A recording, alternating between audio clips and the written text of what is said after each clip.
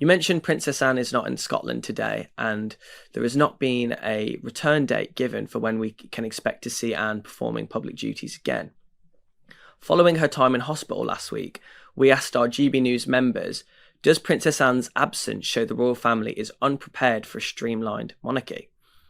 62% said yes, 32% said no, and 2% said they did not know.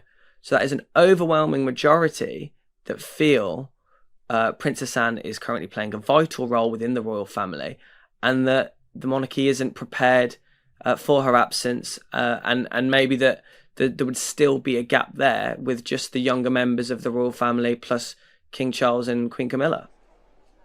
Yeah, I mean, it's a very interesting poll that. I mean, if you remember, it was kind of Princess Anne warning against a slimmed down monarchy around the time of the coronation during an interview with CBC in Canada, where she says the idea of a slimmed down monarchy seems like a much better idea a few years ago. And, you know, a few years ago, we're talking an absence of the Duke and Duchess of Sussex, who's obviously moved to California, and of course Prince Andrew, who's been forced to step back as a working member of the royal family. And then this year, they've had incredibly bad luck, the royal family, with various health matters. The Princess of Wales and the King for a time out of action. The Princess Anne, as you just said, with her horse-related accident. Then, of course, we had Sarah, Duchess of York, also receiving treatment for cancer. So it's just been a catalogue of kind of health issues this year.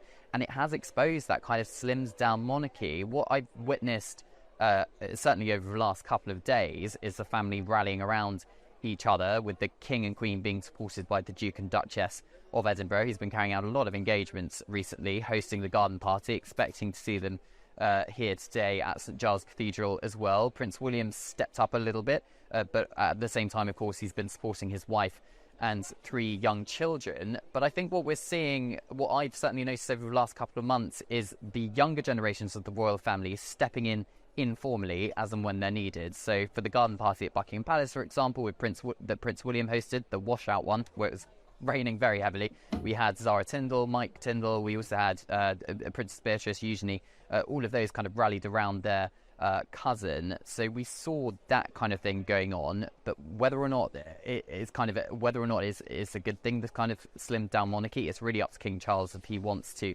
increase the number of working royals. I suspect it's not going to happen, because you need to be mindful of the burden on the taxpayer if there's more working members of the royal family. But I suppose never say never. It depends how many more unfortunate royal accidents we're going to have.